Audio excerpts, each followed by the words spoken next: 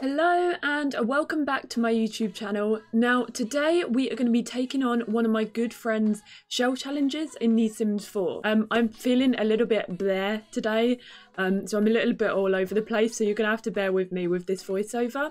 But I'm super excited to show you this build because it was quite a challenge, so let me explain it to you.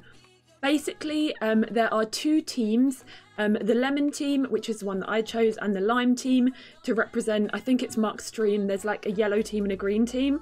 I actually chose the yellow team purely because the shapes looked easier. Like no shade to the green team or whatever, but just the shapes looked a lot easier. And then you have to piece the puzzle pieces of the words, of the letters together, and then make a house out of it. Oh, I had to sort this out here because the rules, something happened, but I didn't cheat, I didn't do anything. The rules are on Mark's Twitter. I will post a link to it in the description, and it is due, I think, April the 2nd. So if you were seeing this, then you should have a few days, I think, of when I'm posting this to complete this as a shell if you do want to take part. It is quite a challenge, I will say, because there are some weird shapes, really weird shapes involved in it. Lots of like angles and stuff. Like, it is a bit of a weird shape, so do bear that in mind if you are taking part. But I had a lot of fun doing this. I have never actually done like a shell challenge type thing. Have I? No, I've not done, like, I've not done a YouTube video where I've completed somebody else's shell challenge. So if this is something that you would like me to see, let me know, because I know a couple of my streamer friends do shell challenges, but with everything that I'm doing over on Twitch and then lots of things like the save file and starter homes here on YouTube, I don't find time to do them all.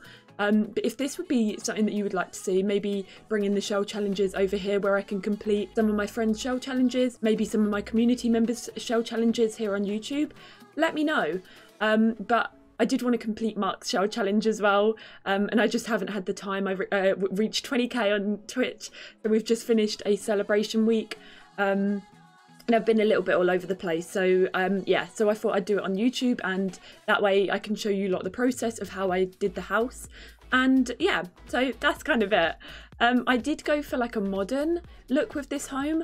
I looked at the shapes and I saw them together, and I thought, there is no way I am even going to try roofing this using the different roof patterns and roof styles in The Sims. So I thought, you know what, stuff this, we will go with a modern theme, and we will use half walls. I was going to use platforms, but I then didn't. I did also raise up the lot with a platform in the end, so you will see that at, halfway through, I think. But the rules are simple, so I've got them here. Let me have a look. Mark said, pick your team, the lemon team or the lime team. Use the puzzle pieces for the build. You can delete, obviously, the other colours blocks. You can delete interior walls, but you weren't allowed to delete any exterior walls.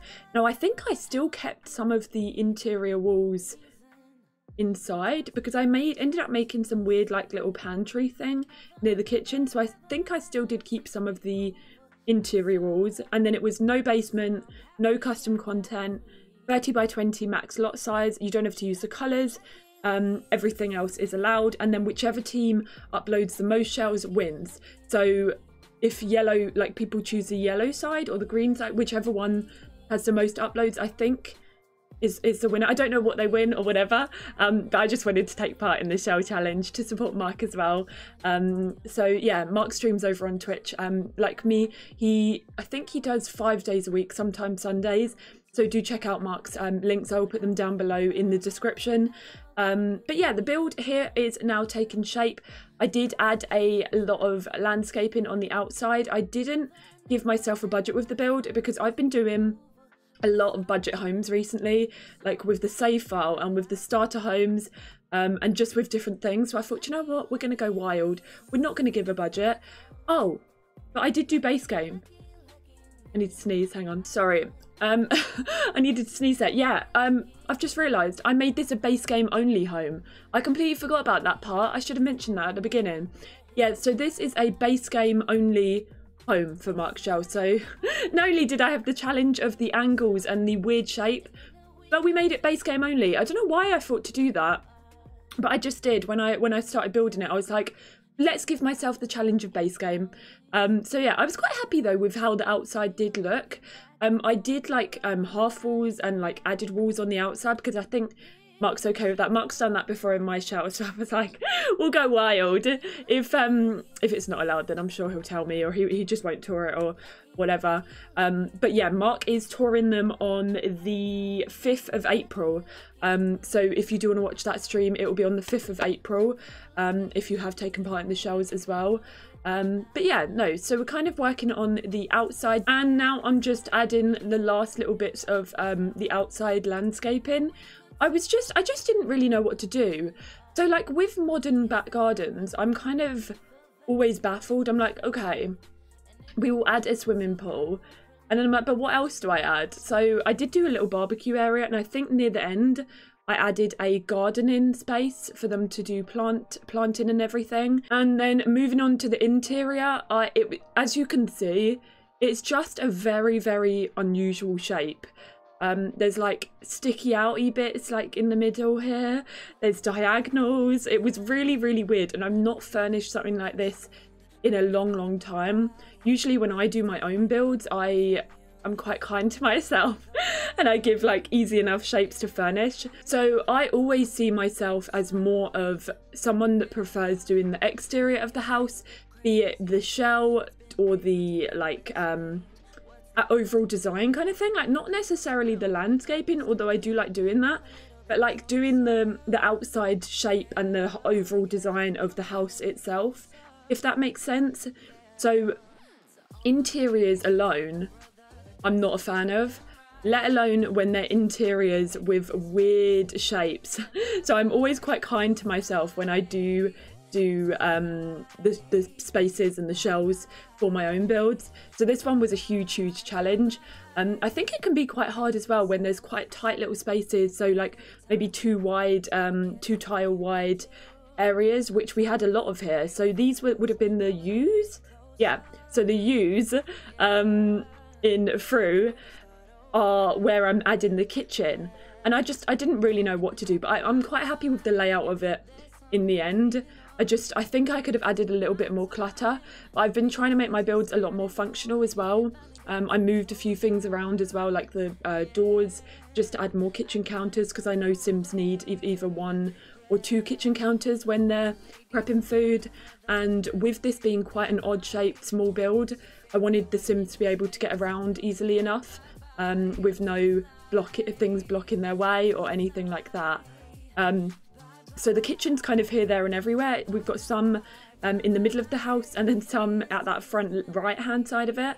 And then I had a lot of playing around to do here. I wanted to have originally the lounge living space over this part left hand side, but then I realised it was just quite a small tight area, so I then made that into a study area. So we had a little office space, maybe for someone to do their work, someone just to do writing. This is a 1-bed house. I couldn't find the space to fit in a double bed, so it is just a single bedded home, which means it could be maybe for just someone living on their own, maybe a student, maybe someone's moved out of the house, who knows. But it is just for one person. I did do did I do 2 bathrooms? No, 1 bed, 1 bathroom. Yeah, that makes sense. I was like, did I do 2 bathrooms? Why would one person live on their own and have 2 bathrooms? Like, I mean, they could do a wee in one bathroom in the morning and then use the other bathroom in the night. Who knows? Each to their own. Also, I added some outdoor lighting as well. I've realised I've been forgetting to do that in a lot of my builds. So I've been having to go back and add the outdoor lighting, which is completely my fault. I just get too carried away with like doing the design of the outside and then the inside. I do remember indoor lighting, so that's not too bad. I then added some like paintings and things to the walls because I thought that they were looking a little bit bare. I just didn't really know how to fill space, I'm not gonna lie.